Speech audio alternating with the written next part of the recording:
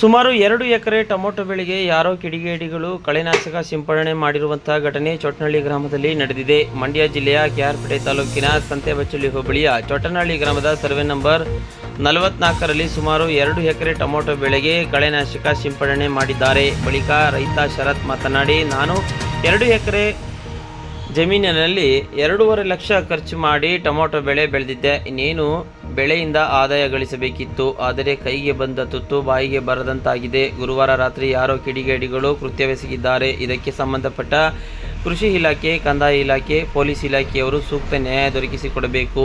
ಕೃಷಿ ಸಚಿವರು ಇತ್ತ ರೈತರ ಸಮಸ್ಯೆಗೆ ಸ್ಪಂದಿಸಿ ಸ್ಥಳಕ್ಕೆ ಭೇಟಿ ನೀಡಿ ಸೂಕ್ತ ಪರಿಹಾರ ನೀಡಬೇಕು.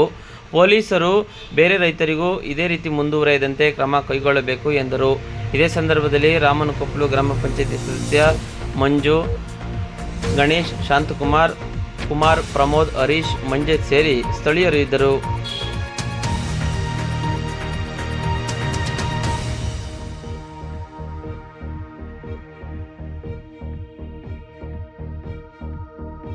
ಚೊಟ್ಟನಹಳ್ಳಿ ಗ್ರಾಮ ನಮ್ಮದು. 44ನೇ ಸರ್ವೆ ನಂಬರಲ್ಲಿ 2 ಎಕರೆ ಟೊಮೆಟೊ ಮಾಡಿದ್ದೀನಿ ನಾನು.